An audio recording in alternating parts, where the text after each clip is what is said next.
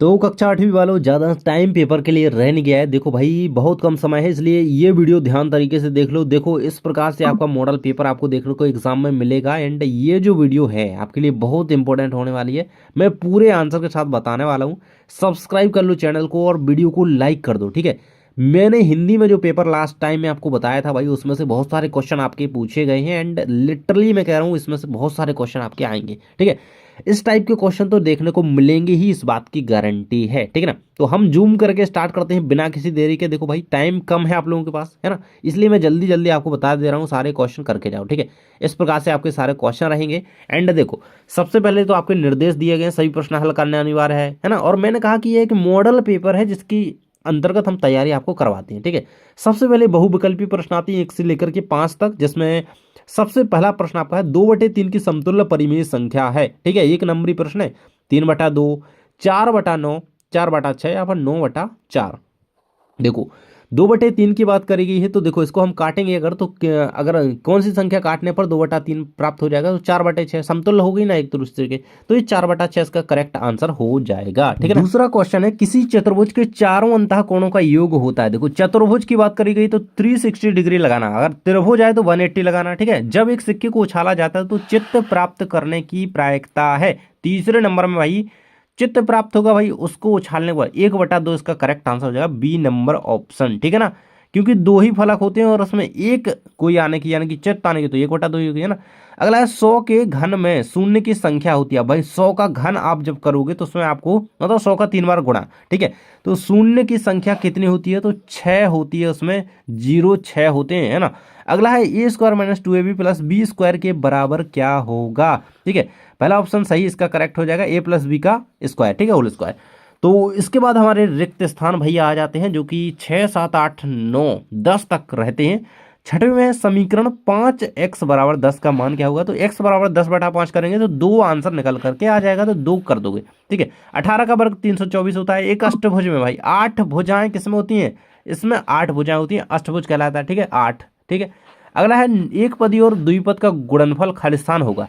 तो जब एक पद और द्विपद दोनों बहुपद का गुणनफल होगा, तो इसका एक गुणनफल होता है, वो द्विपद ही होता है। बेलन के आयतन का सूत्र क्या होता है, तो πr² h होता है। इस तरीके से इसको लिख दोगे। आगे लघु उत्तरीय प्रश्न देख लेते हैं। तो कह रहा है कि निम्नलिखित प्रश्नों के उत्तर आपको लिखने हैं। तो पहला क्वेश्चन आपका, समांतर समांतर चतुर्भुज पी क्यू आर एस में कोण आर है आपका, जो ये देखो यहाँ पे 80 डिग्री दिया गया, 80 डिग्री दिया गया ना।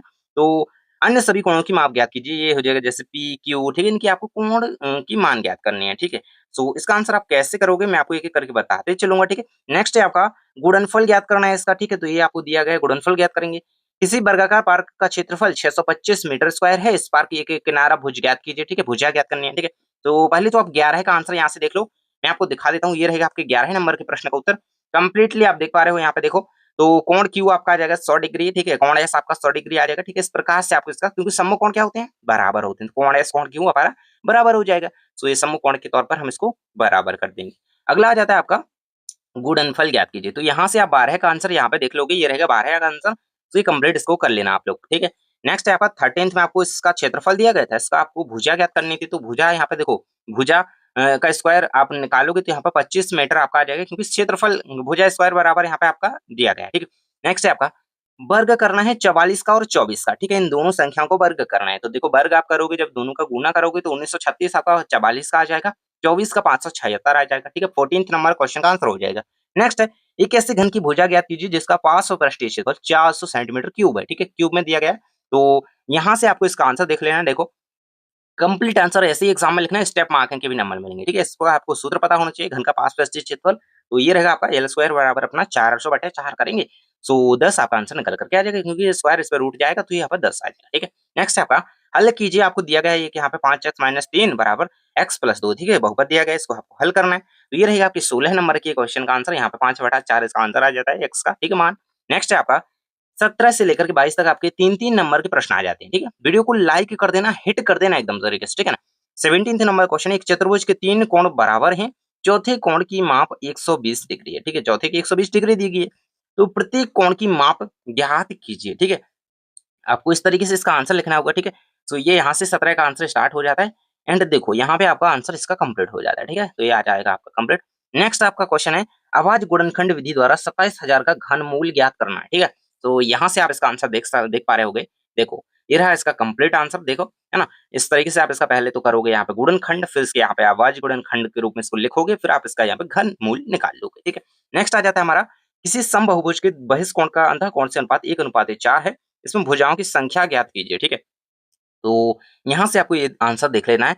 ये आ जाती है आपकी यहाँ पे आंसर के साथ यहाँ पे भुजाओं की संख्या आ जाएगी हमारी 10। ठीक है ना, सो देख सकते हो, स्टार्टिंग से दिखा देता हूँ मैं पहले से आपको। ठीक है, यहाँ से देखो ये रहेगा एंड ये रहेगा, इसका स्क्रीनशॉट कर लो। ठीक है, ये हो जाएगा यहाँ पे कंप्लीट। नेक्स्ट आ जाता है भैया, माल से लदा हुआ एक लोडिंग ऑटो 25 मिनट में 14 किलोमीटर चलता है, यानी कि देखो तय की गई दूरी कितनी होगी, 14 किलोमीटर। ठीक है, और कितने लगा समय हमारा 25 मिनट हो गया। ठीक है, ये दिया ही गया है। तो भाई यदि वही चल रहे है तो 5 घंटे में कितनी दूरी तय कर पाएगा, ये आपको बताना है। ठीक है, तो यहाँ पे आप आंसर इस तरीके से इसका करोगे एग्जाम में, 5 घंटे में 168 किलोमीटर यहाँ पे दूरी तय कर ली गई। ये आपको आंसर इस तरीके से इसका एग्जाम में करना होगा। ऐसे ही करना तो नंबर नहीं कटेंगे। ठीक है, अगला क्वेश्चन, साकिर ने एक कूलर 10% टैक्स कर सहित 4,400 में खरीदा, वेट जोड़ने से पहले कूलर का मूल्य ज्ञात कीजिए।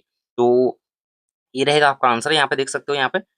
तो 400 रुपए उस पे वेट लग गया, तो वो 4,400 का होगा, बाकी वो 4,000 का था। ठीक है, तो ये रहेगा आंसर आपका। नेक्स्ट आ जाता है आपका यहाँ पे, ऐसे बेलन की ऊंचाई ज्ञात कीजिए जिसकी त्रिज्या 14 सेंटीमीटर हो और क्षेत्रफल आपका कितना दिया गया है, 1936 सेंटीमीटर स्क्वायर।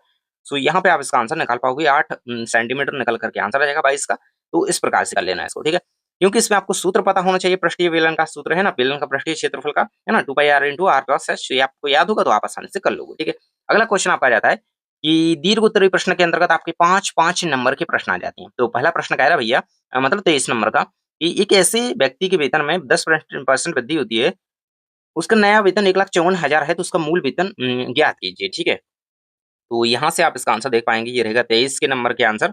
सो 1,40,000 उसकी यहाँ पे मूल्य वेतन निकल करके आ जाती है। इस तरीके से आप इसको करेंगे। ठीक है, एंड नेक्स्ट क्वेश्चन देखें तो एक समांतर चतुर्भुज की भुजा की संगत भुजा की लंबाई ऊंचाई की माप सेंटीमीटर 4 दी गई है और 3 दी गई है। ठीक है, तो यहाँ पे दोनों दी गई, इसका क्षेत्रफल आपको ज्ञात करना है। तो इस तरीके से आप इसको करिएगा। ये रहेगा आपका यहाँ पे समांतर चतुर्भुज का क्षेत्रफल आपको पता ही है कि बराबर में आधार गुणा ऊंचाई होता है। तो आधार हमें दिया गया है 4 और ऊंचाई हमारी 3 दी गई है, तो आप दोनों को मल्टीप्लाई कर देंगे एंड अपना क्षेत्रफल निकल करके आ जाएगा। नेक्स्ट आपका 21 सेंटीमीटर चौड़ाई वाले एक आयताकार कागज को अनुदिश मोड़ करके 30 सेंटीमीटर वाला एक 5 बेलन बनाया जाता है। तो बेलन बनाया जाता है, तो बेलन का आयतन ज्ञात कीजिए। ठीक है, इस तरीके से आप इसको यहाँ पे कंप्लीट कर लीजिएगा। ठीक है, सो ये रहेगा आपका आंसर 25वें नंबर के क्वेश्चन का, 1500 यहाँ पे निकल करके इसका घन सेंटीमीटर में आंसर आ जाएगा। ठीक है, ये रहेगा 25 का।